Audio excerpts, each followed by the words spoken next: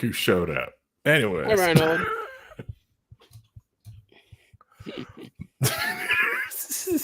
Hello. Just running in here. It's fine. It's fine. It's fine. It's fine. He looks You have exhausted. no idea. You look absolutely exhausted. I've not had their best day. Let me put it that way. So, it was a debate on whether I was going to make it or not at all. So, oh no. If you need to go, you need to go. Rough this morning. So yeah, if you need to go. Well, I'm gonna. You guys don't mind? I'm gonna try it out and see if I feel Of well course. enough to do this. So if I need to cut in a little bit, I'll let you know. No worries. Yeah, no worries. It's okay. I don't know. I get the same thing that Ryan usually has to end up with and stuff like that because of my week, but my weekend. I kind of feel it this time. But hold on. I am attempting to do something. And, it's just not going according to plan, I'm assuming. Oh God, no, nothing is going according to plan, and it really stinks right now. And I'm trying to get it to work. And all you people keep asking for Rumble. I hate you. This is annoying. This is. Well, that's fair. But I'm doing it. I'm doing it for you. At least you're trying. At least they're requesting. We give the viewers what they want. They say they want Rumble. We attempt to put it on Rumble. Yeah. We try it. I'm trying anyway. Attempt is the key word there. Correct. Yeah. Definitely attempting. Anyway, so while it's doing that thing, while it's attempting to do the thing over there, hello everybody, and welcome to an exciting new episode of Low Key on the We Libertarians Network. I'm your host for this evening. My name is Harry, aka the Moving Target, and I'm really sleepy and tired myself because I've had a very fun weekend of server migration that went, well, let's just say everything happened on the chart, but did not go according to plan. But we made it. Servers migrated. We're live. Production's live. I barely wanted to touch it today, and I've got a lot to do to it tomorrow still, but it's running. Backups ran, tested the backups, that worked too. So yeah.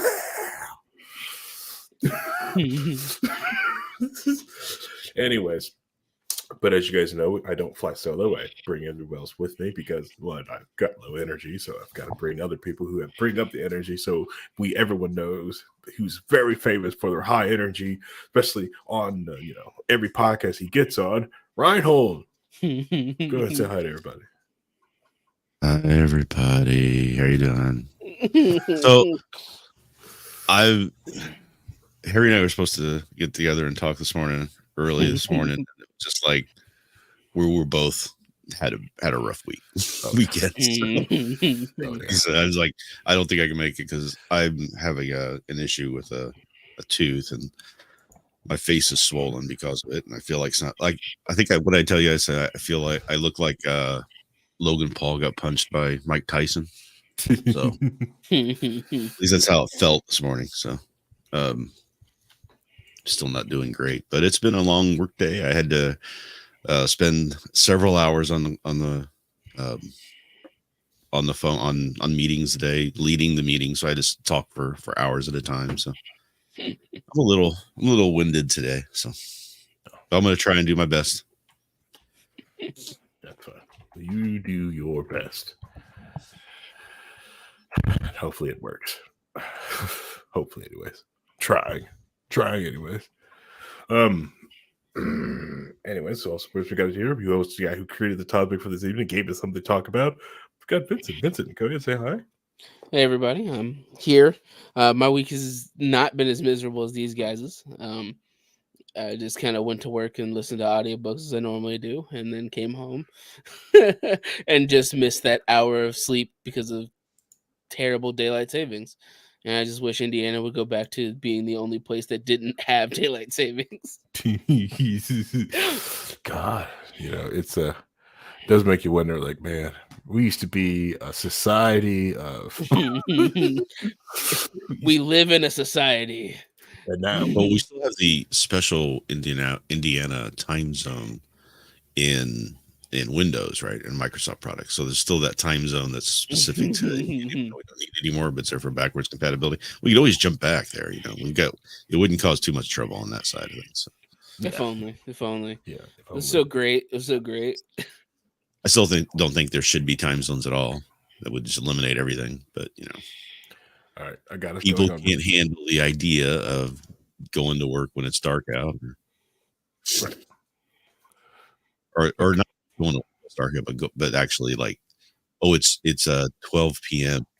noon, but it's it would be our dark or something like that. I mean, it just yeah, that's fine.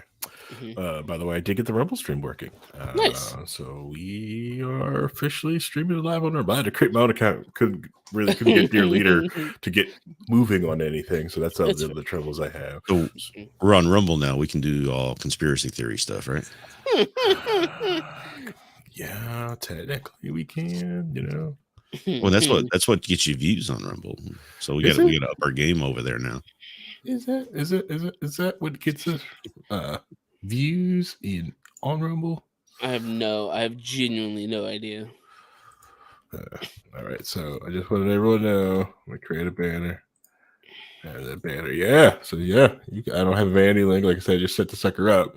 So yeah, you too can come visit us on Rumble. So all you people can like, why did you stream on Rumble? Boom, we're there. Create our own channel. We're there. It's there.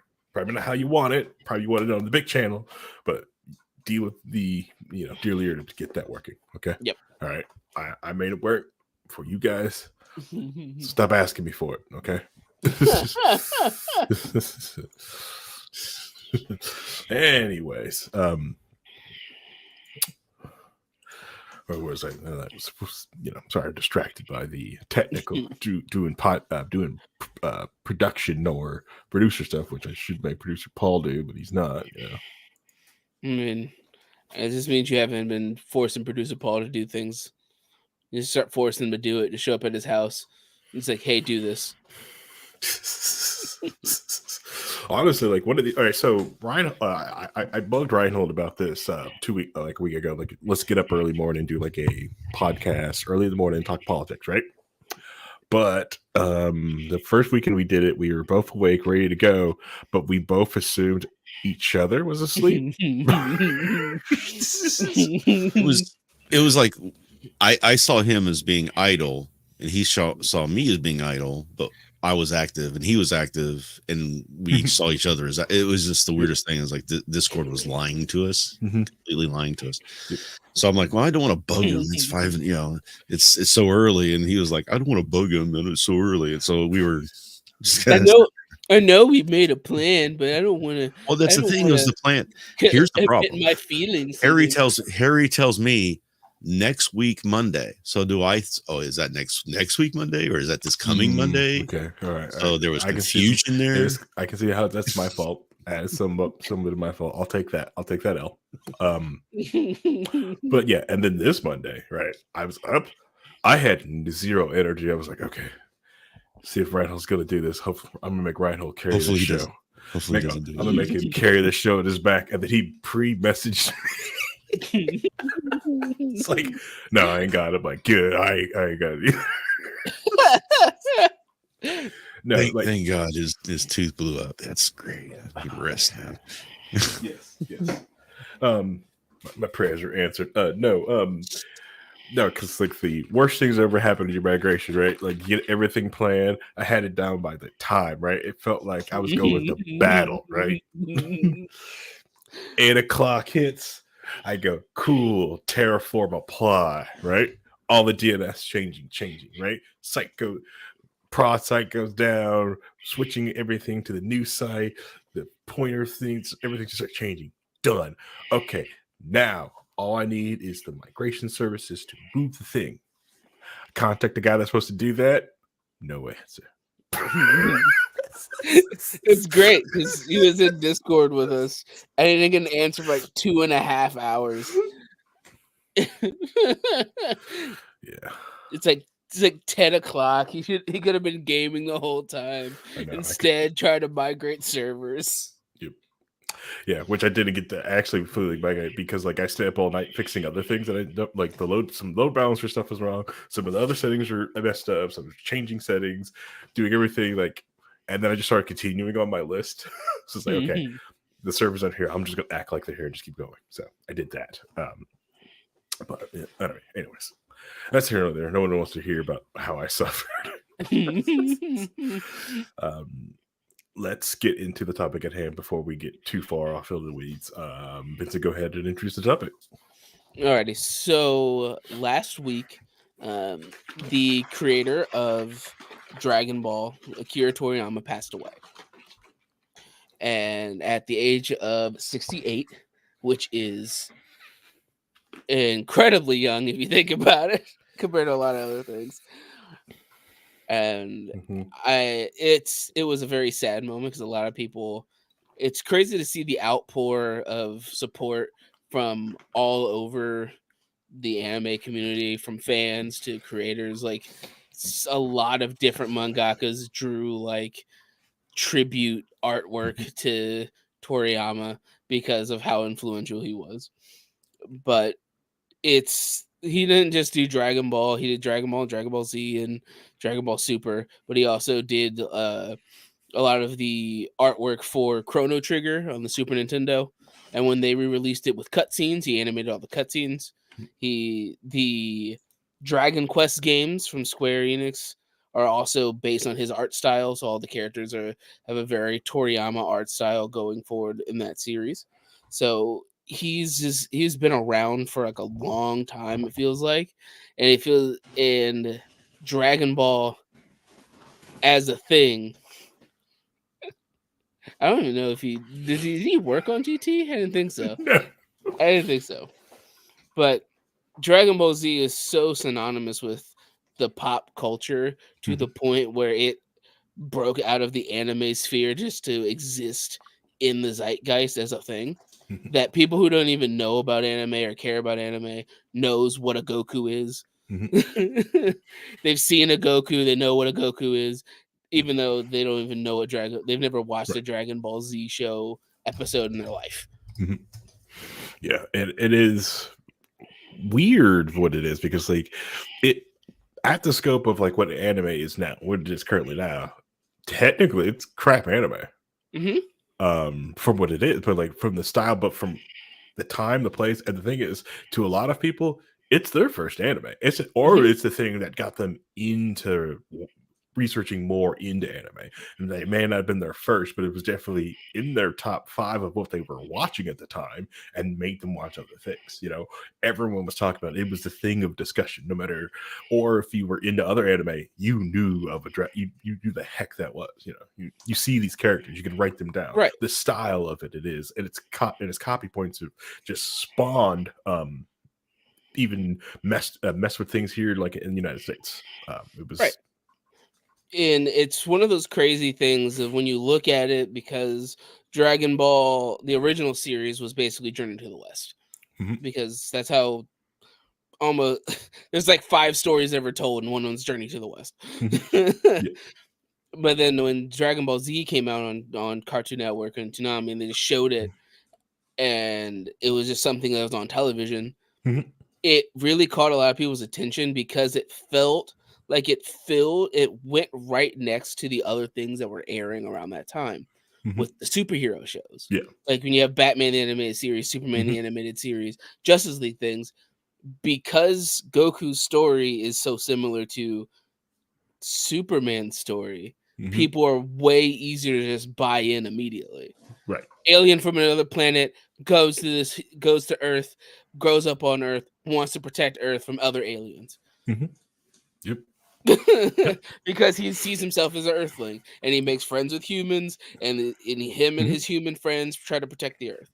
Yep. And it's such a simple, straightforward story that it was very easy for people to just immediately buy in. Yep.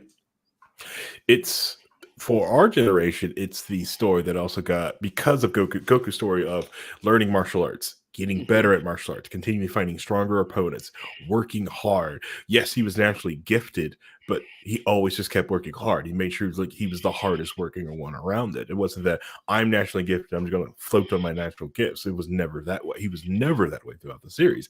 And I think that also helped a lot of people watching the show going, I may be naturally gifted, but I have to work hard. There's so many people whose gym motivation or even their motivation to do martial arts in the real world, like Rhino's generation, that was Bruce. They had Bruce Lee, and yeah. We had David Carradine. Okay.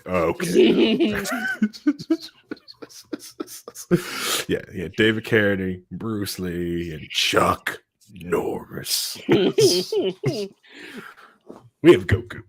Yeah, but there's also the other thing is that Goku dies a lot. Mm-hmm. He's not invincible. Right. Yeah. And it allows people to buy him more. It's like, oh, he died. Mm-hmm. In the first arc, he dies. And he has to literally run down a giant pathway to try to get to a chance to resurrect himself to save his own family. Mm-hmm. So it's like it's such a simple story for a lot of people to buy into that it immediately got fans and things, and it was so eye-catching compared to a lot of other things because the animation style is so sharp and distinct compared to everything else that was going on at the time. Yep. So it's always got the attention of people who are watching, like Dexter's Lab and Batman, and then all of a sudden you get these flashy combats of these two, this guy in an orange jumpsuit and this dude in a suit of armor. They're fighting each other, and they're just kicking and swinging, and they're flying, and then you get the laser beam to do. It feels like it's very much a primal kind of, let's watch these guys fight. This is awesome. Right. And you get the screams because every fan of the show at one point in time in their life has probably tried to go Super Saiyan when they're real low. You know who you are.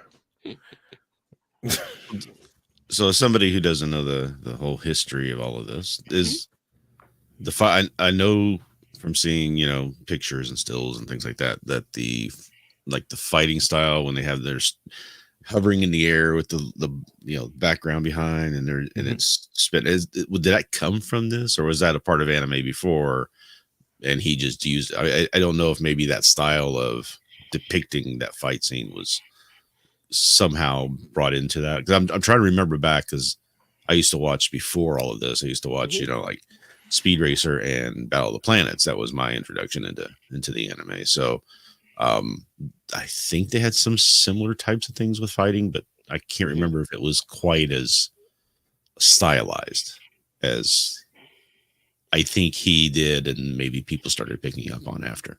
Right. It was also the fact that a lot of his stuff is based around martial arts, especially when Dragon Ball Z came out and Z was on television. The catalyst is they have the World Martial Arts Tournament that they have to go fight in before things start happening. Yeah. So Goku's base fighting style is based roughly on martial arts.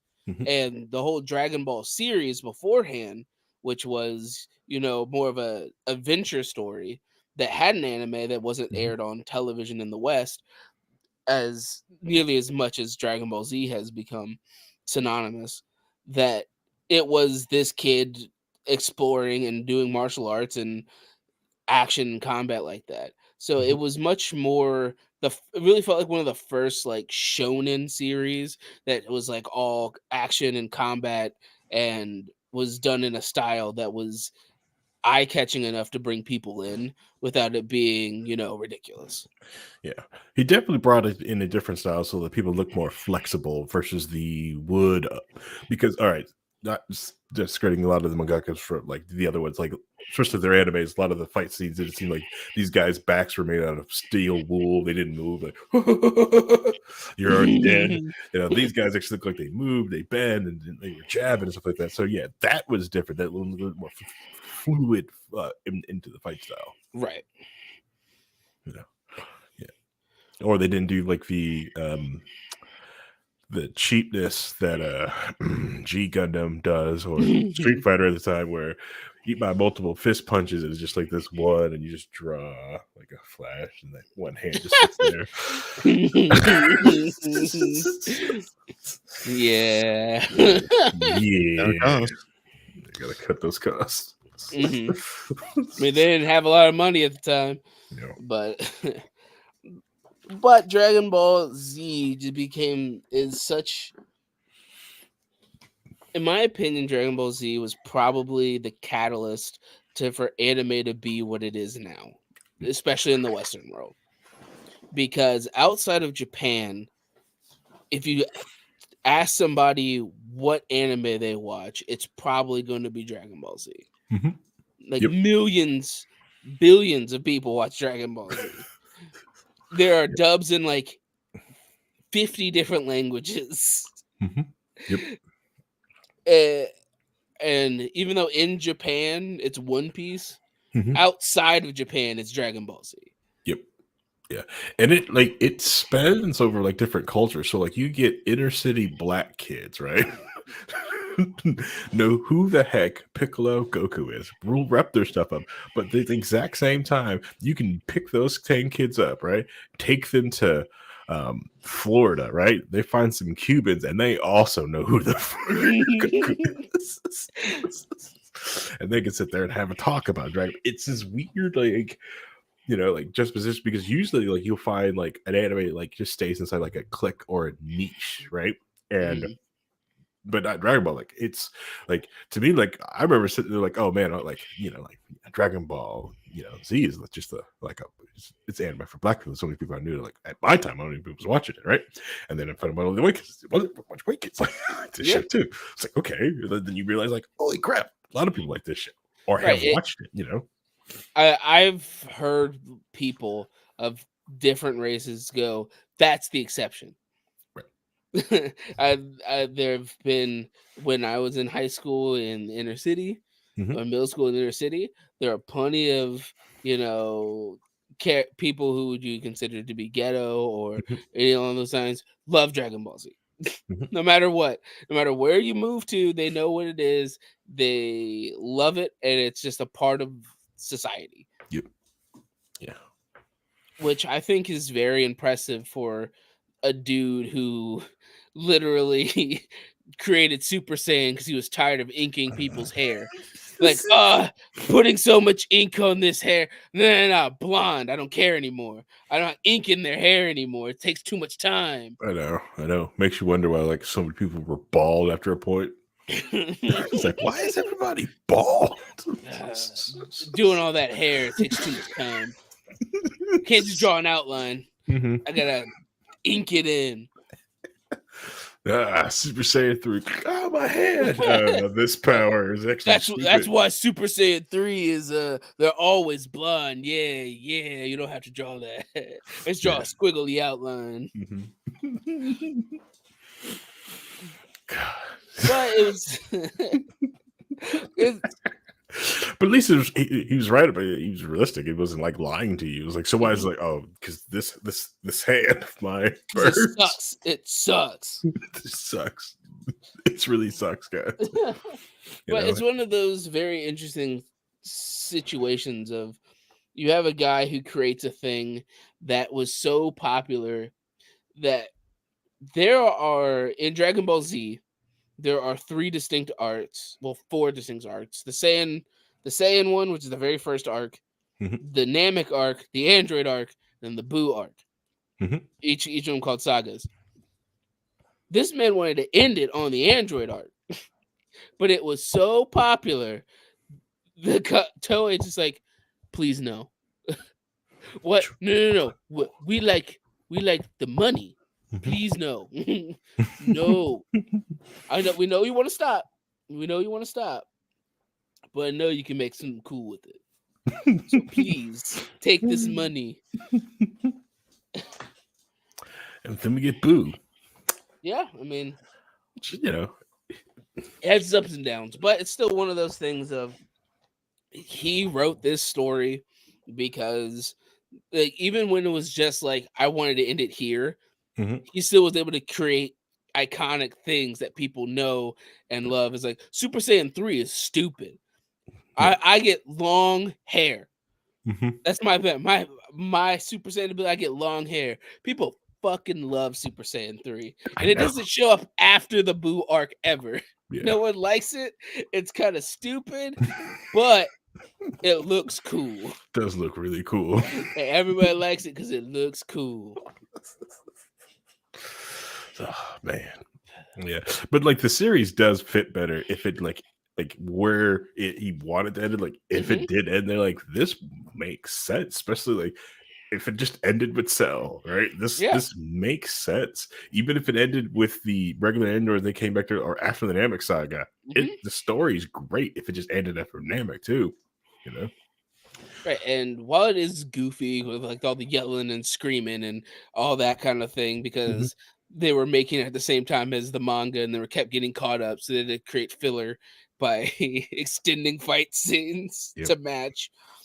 Correct. Narratively speaking, there's a lot of things that they do with a lot of side characters and keeping the plot interesting without it being solely focused on Goku as the only character. Half of the Namek arc is just Gohan, Krillin, and Bulma exploring Namek, trying to gather the Dragon Balls, which is a very interesting way of going about it because you have side characters that matter. And for a lot of these stories, it's mostly main character or nothing. Yep, main character's got to be there to do the thing, or the main character's there with the side characters. See Naruto filler, or just Naruto in general. In general.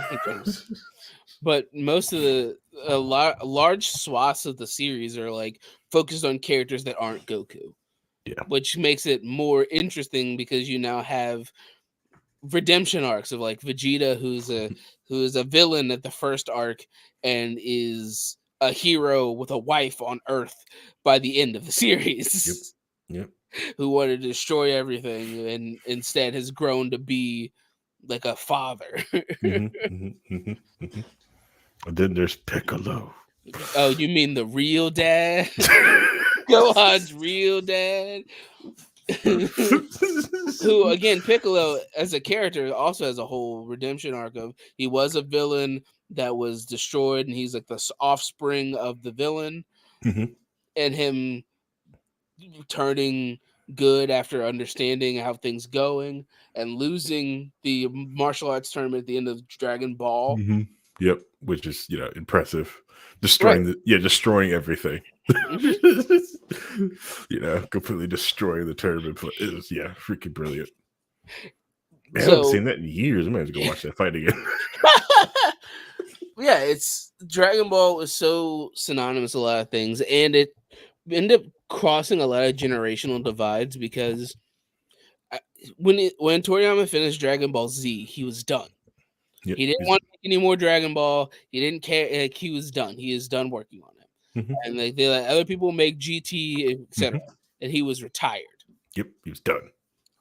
And then the West decided to make Dragon Ball Evolution. Oh, man, this is not a joke, Reinhold. When Dragon Ball Evolution came out, Toriyama thought it was so bad that he had to come out of retirement to write more Dragon Ball because he didn't want Dragon Ball Evolution to be the last thing that was Dragon Ball. He was so offended by how bad it was. He's like, no. Dragon Ball Super. I'm making a whole nother series. Because I can't. I'm back. I'm back. He's like, I took that personally. No, you don't understand, Rhino. Like the movie, like we rag on like Netflix adaptations and stuff like that doing live action. No, this was terrible. This was completely like, or like just people just like, you know what? We didn't really look at the source material at all. We just kept doing things, and this is where that anger comes from, is because they do anime in this way, where they just don't look at the source material, they just try to create things, which they made Goku go to school, which if you read any of Dragon Ball, he doesn't go to school. Like, boys jumping in the box of rocks. That's the point of this character. Yeah, he is an idiot. He is an idiot. Fight genius. Okay, fight genius. Yes. He can grow you some great crops. Yes. but he's dumber than a bag of hammers. Literally, it's a point in the narrative that his son Gohan is forced to go to school by Goku's wife. Yep. Because she doesn't want him to be as stupid as his dad. Mm-hmm. So she forces him to go to school and go to college and get a degree because you don't have to fight all the time. Yep. Which dad doesn't, just like, screw school. Come fight. We can go train. Yeah. But yeah, Dragon Ball Evolution was so bad, Toriyama came out of retirement to make Dragon Ball Super, which created a whole nother generation of people to watch Dragon Ball and the series, because they also introduced a bunch of interesting concepts that people like Goku Black and Super Saiyan Rose, which is he's not black. God damn it. Actual line in the series, by the way, Reinhold. But it created, and like they brought Broly into like the actual canon, which is like the legendary Super Saiyan who was like a fan favorite from like a movie spinoff. Yeah, huge black Air Force energy on Broly. If you don't know who Broly is, just yeah, for sure. Personification of black Air Force energy. But Dragon Ball Z has also become so synonymous, like that it spawned its own subculture with Dragon Ball Z Abridged. Oh god, yeah, Dragon Ball Z Abridged. So for people who don't know, there's a YouTube channel called Team 4-Star who made Dragon Ball Z Abridged. Oh, real quick, this is stuff we're talking about. So this is like Piccolo from the anime, right? This is Piccolo from the live action.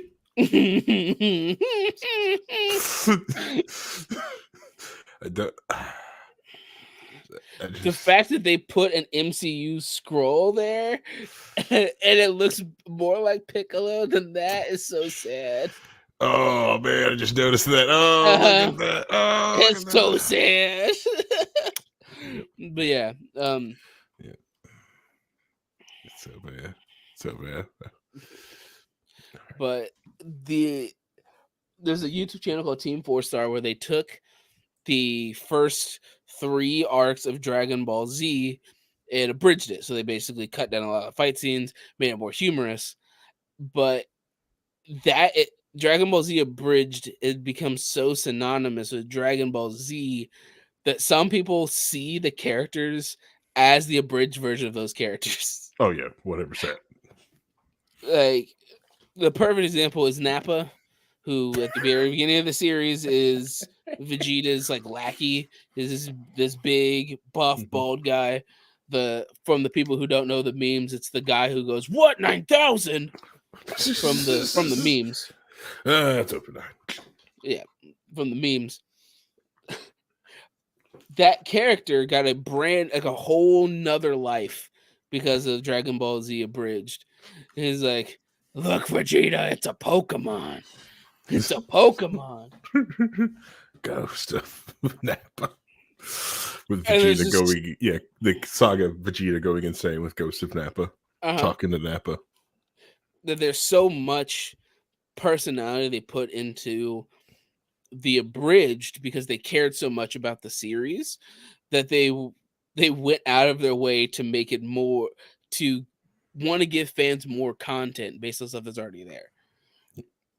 And it allowed a whole nother level of humor and entertainment from a series that at that point was already like 20 years old. And it was, and the thing is, like, a lot of the jokes you only got if you watch the show. They fall dead if you've never watched it. You have no idea what these things are. It just falls dead to you. Like, I don't get it. Why is this funny? Why is this professor supposed to be the smartest man in the world? Why is he so racist? What's going on here? There's a hierarchy. There's the ground, the worms in the ground, Popo's stool, then you. But that's the other thing. Popo's got hands. Popo can handle just about anything else that's walking up there. But it's didn't stretch. Took on Super Saiyan Gotenks, which is a fusion between two kids who are Super Saiyan, super powered kids. No stretching. Took them. Yep. Still had his house slippers on. But yeah, it created a whole other genre of things that was so popular that there's so many abridged versions of anime series on YouTube if you go and find them. Right. Because you have Dragon Ball Z abridged and Yu-Gi-Oh abridged, and those are like the standards that got people to start making abridged series. Correct. Yeah. Yeah. There's some trash ones out there. Be careful. Oh yeah. Yeah. Some people are trying, which honestly, I love the attempts. Keep trying. Make good content. Awesome. Yeah. Fan-made content is great. You know, do people like it? It's your first attempt? Maybe not. It's your first. It's your first go. You know, try again. Yeah, it builds a lot of creativity and when it's that other layer of doing something for the fans because you're also a fan. It's almost like writing fan fiction, but it's more humorous than just writing your own narrative about the characters. You're following the plot and making the jokes that you made with your friends to share with other friends. Yeah. Like there's literally in Dragon Ball Z abridged, there's the scene where they land in the rubble where they have to blow it up, and Krillin starts making pew noises with his mouth. Pew, pew, pew, pew, pew, pew. And Trunks, the character beside him, goes, "Are you making pew noises?" Yeah, it's fun. And he starts doing it too, and it's just so good. I know. And it's just one of those things that's always in my head, referencing that series, because it's so random and out there, but I could totally see Krillin as a character doing it. And I feel like that's also the other thing, is that they keep true to the character before everything else. Right. Yeah. Yeah. And it also shows like that they love the series, they care for the series. And I also like before the parody, like before they see, they tell everyone like, "Hey, watch the, you know, we don't own this," and like, "Go watch the official release, go watch this thing, you know, you need to go watch this show." And you know, freaking loved it. And again, oh man, yeah. It's just great that they took the character design and the story and just made some other content with it. You know, shared it out there. It's great. And with Toriyama just making series of being invested in the things that he made, like Chrono Trigger is arguably one of the best JRPGs ever made. Yep. On this, and it's on the Super Nintendo. They made a bunch of re-releases, and that was one of the coolest parts of the re-release, that they had Toriyama make cutscenes for the Super Nintendo game. Yep. In his animation style, since he had designed the characters in his style. Yep. Set a very high bar for those RPG games going forward. You know, so when people finally sat down and took that Final Fantasy VII disc out, is like there's the reason why they had to slap, because the bar was set so high with that NES. Right.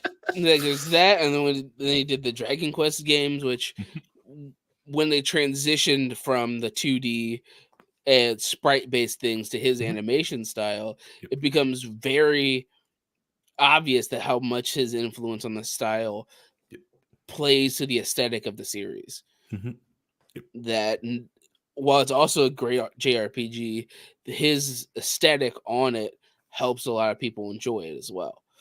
And having the Dragon Quest characters in Smash Brothers is it's so crazy to see Toriyama's art style next to Mario and Kirby just in the game.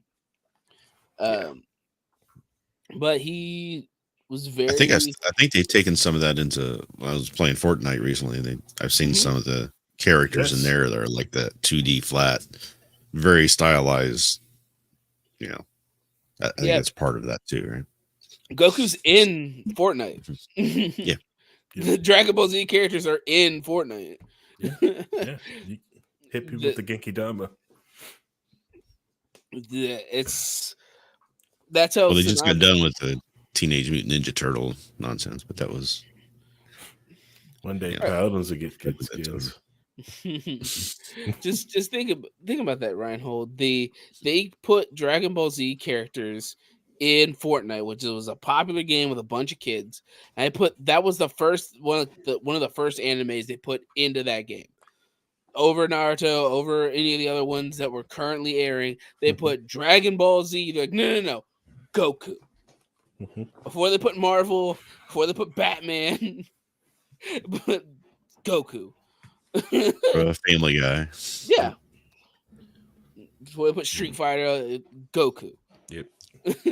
Because people wanted to play as Goku. Yep.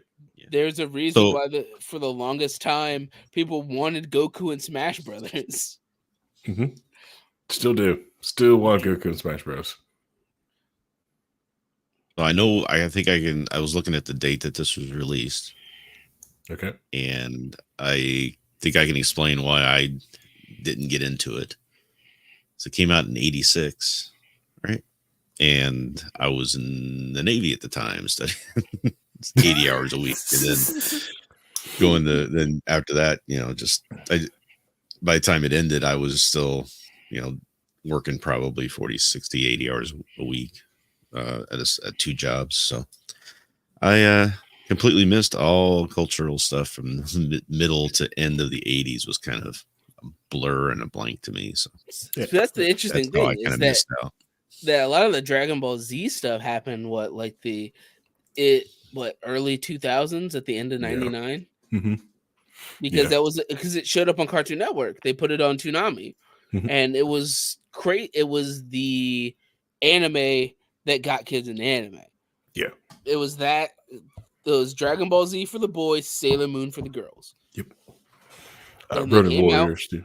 Sailor Moon for the boys too, a little bit there. I mean, yeah, obviously, but Yeah. when they were marketing it, it was Sailor Moon for the girls, Dragon Ball Z for the boys. Yeah.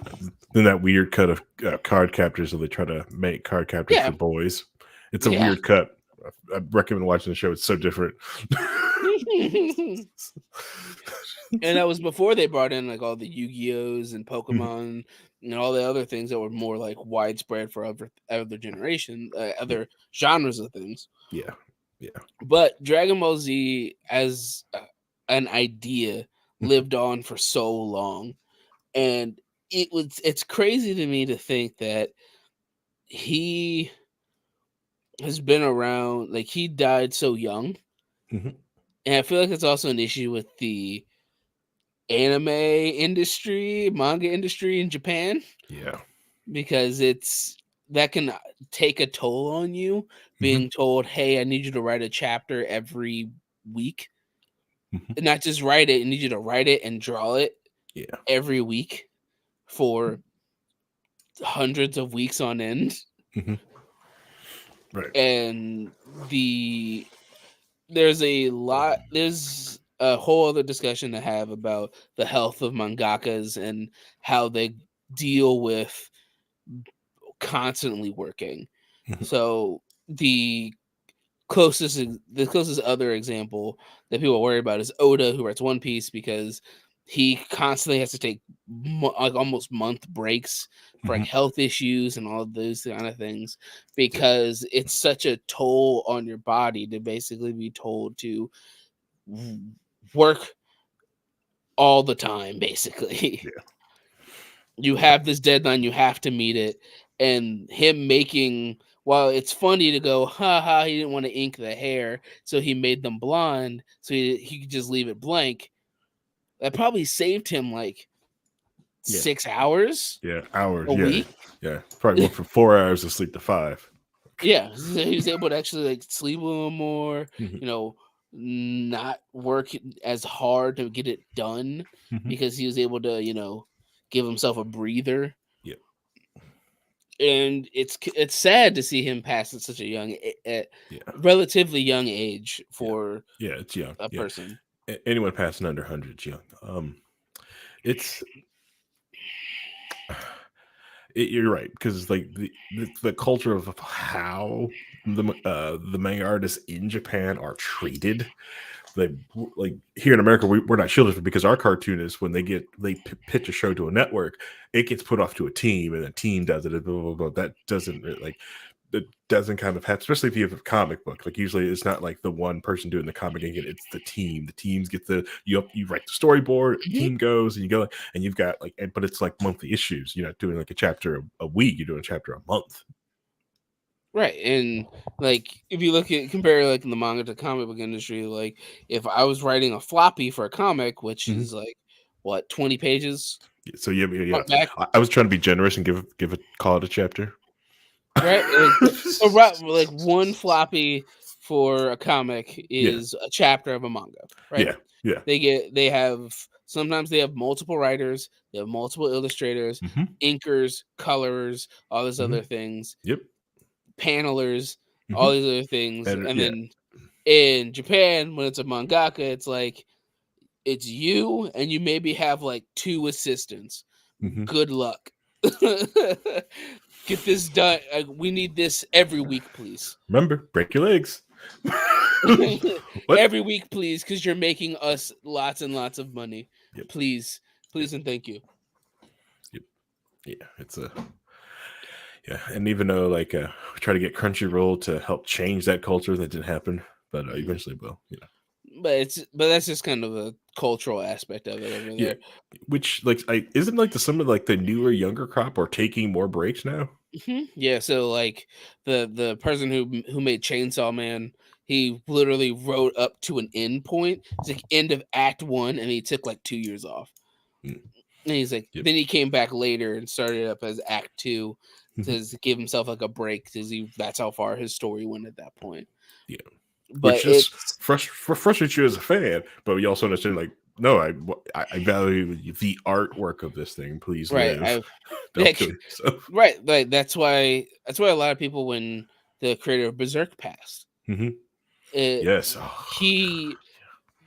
If you didn't know, he passed. But one of the things about Berserk, even up to the end, was before he passed, he was very, very, very detailed oriented. Like a panel of Berserk looks like an artwork. He spends time specifically drawing trees individually and all these things, and him putting that time and effort into creating the story the way he wanted it to be. We didn't get an ending to it because he passed. And when we bring it back to Toriyama, when the Dragon Ball Super manga was going on, he handed it off. He eventually got to a point. It's like, cool. I feel like I've told all the Dragon Ball Z, Dragon Ball Super I can tell. Here you go. And the craziest thing is that the person he handed it off to was a kid who made his own fan manga of Dragon Ball Z. And he made a fan manga of it on his own time when he was growing up. And then when he started doing the super manga, he pulled this kid in. The kid was helping him work through it, and then he handed it off to him because he saw that this kid had passion for it. He wrote while it's the manga he wrote is goofy and silly and has like Super Saiyan 6 or something ridiculous in it. It was still a fan that he pulled in who loved the series so much that he went out of his way to learn Toriyama's art style and to want to work with him and create stories in Toriyama's world because that's how much he loved the series. And being able to hand that off to somebody who cares, somebody who will take his series into the future in a way that he knows that this person's passionate about it. Which is always so exciting to see when that it can be a thing. So I just think that it's important to celebrate the people who have changed a lot of the world. Because personally, I was Dragon Ball Z. I loved Dragon Ball Z. Dragon Ball Z was great. When I was a kid, I would turn on Toonami. I didn't care what episode of Dragon Ball Z was on. I was gonna watch it. Mm-hmm. Even if it was some of the slower or goofier ones, like when Goku and Piccolo try to learn how to drive. Yeah, for reasons. Which is super stupid because they can fly. So they don't really need a car. Yeah. But personally, I love the series. They not only when they had the screaming, but also Kai, which they basically took the series and removed all the screaming out of it and smashed it together, which is fair. Yep. But it's one of those. Dragon Ball Z is a story that brings people together because a lot of people know about it. It's silly, it's goofy. So some of the characters are ridiculous. The first arc is solved by a fat guy with a samurai sword.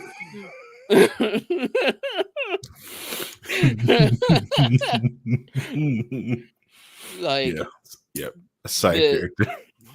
And there's a reason that people will always talk about kids want to be a Super Saiyan. They want to be like Goku. There's a reason that in the fucking grocery store you can get Reese's Pieces with Goku's face on it and Trunks' face on it because it's so synonymous with the culture of anime and people, because it doesn't matter where you come from, no matter what language you speak, no matter who you've been around in your entire life.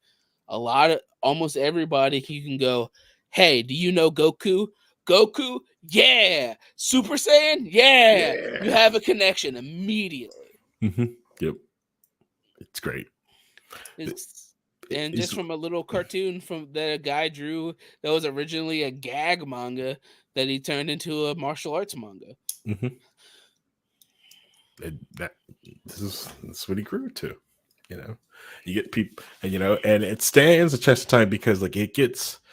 My favorite thing about is when Goku always gets brought up to bump it above Superman, that loser, that chump.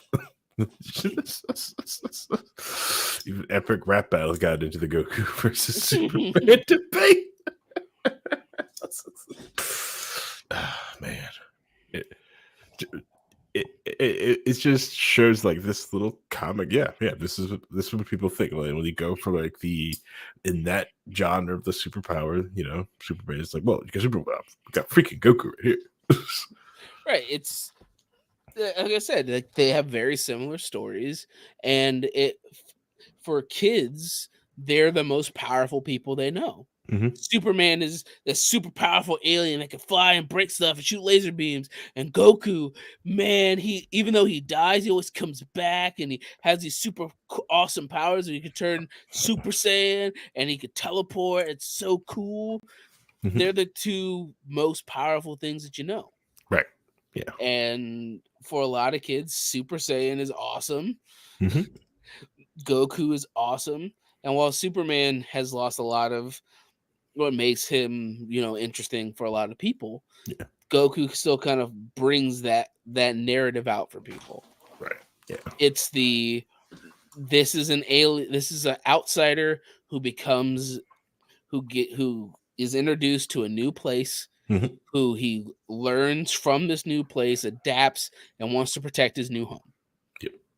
And while people want to power, the simple fact that Dragon Ball Z introduced the concept of power scaling to hundreds of fandoms, and the absurdity of what power scaling is, because it doesn't make any sense.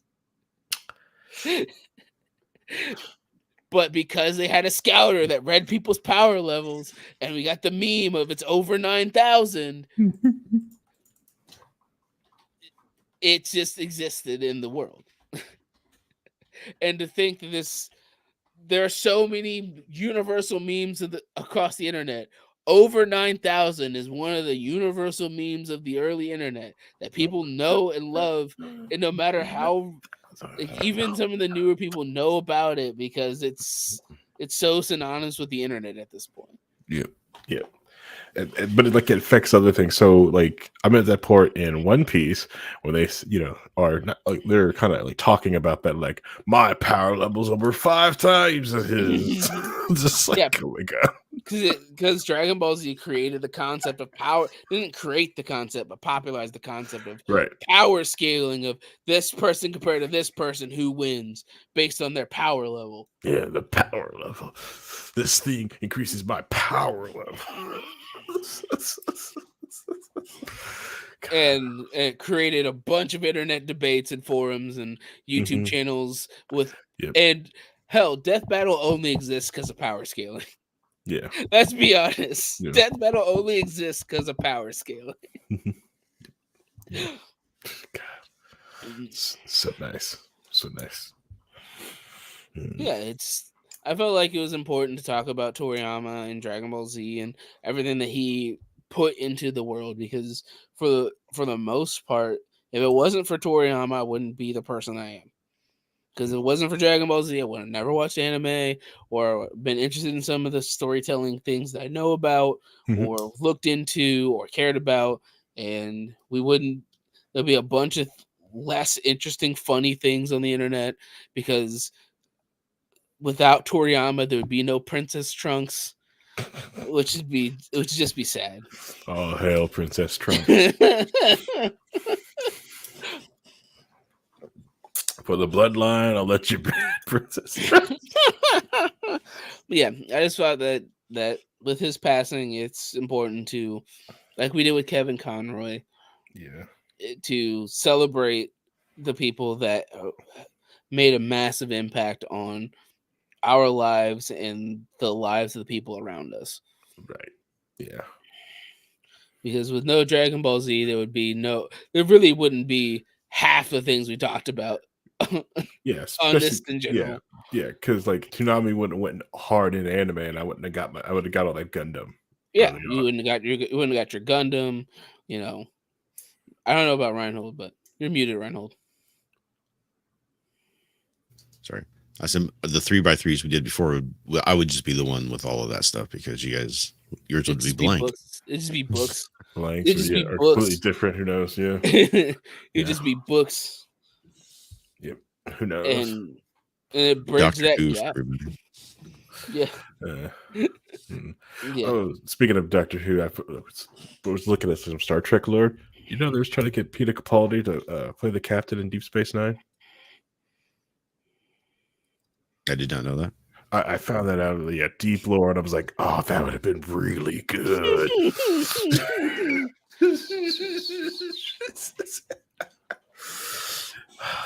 An excellent actor. So I know. Now really you're funny. Yeah. Have you seen the pictures of him with Tom Baker? Because when Peter grew up, he was a huge Doctor Who fan, to the point where they were telling them, please stop writing us at the show. And there's a picture of him and Tom Baker standing next to each other when he was just a kid. So that was always great that they had a guy who was in the role who grew up with that as his thing. So yes, see, now you feel how you feel about Dragon Ball. Same thing. It's one of those series that breaks cultural and generational and almost and socioeconomic, divides, that people who like action things like Dragon Ball. No matter where you are in the world, you'll probably find somebody with a Goku shirt somewhere. Even if it's drip Goku covered in Supreme shit, or any of the ridiculous concepts I've seen on the internet.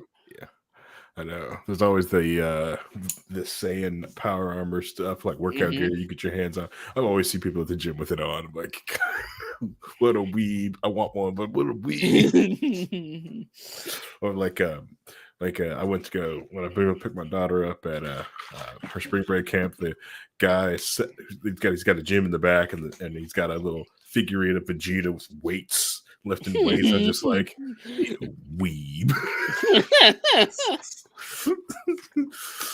I'm not gonna say I do the same thing. Like, Yes, I mean, I listen to the Say and workout motivation playlist myself.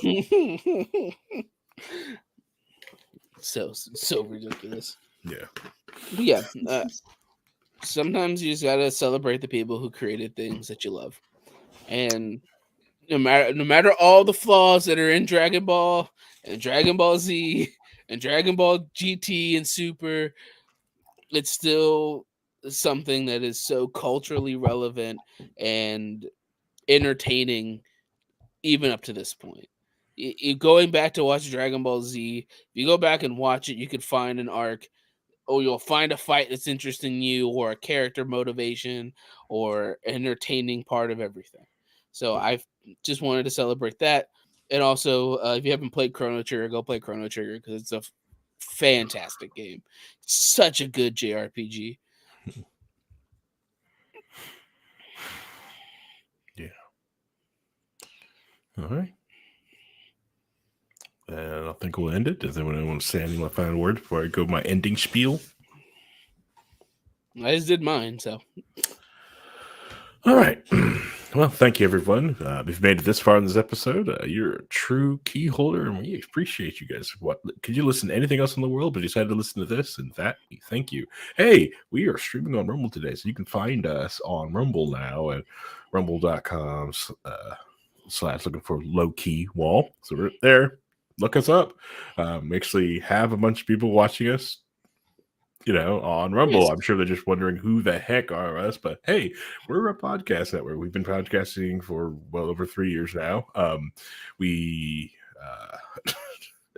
do enjoy the aspect. I really enjoy these people. We talk about just about anything on this show. This is a live show. We recorded at 9 p.m. Eastern Daylight Time, not Eastern Standard Time anymore. It's EDT now.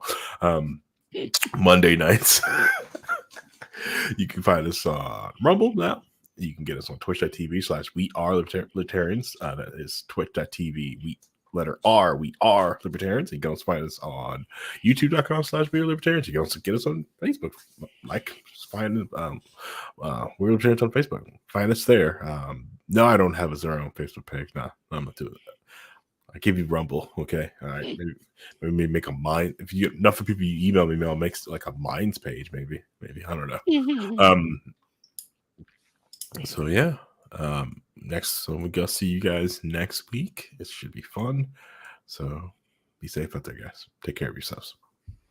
Senzu Bean.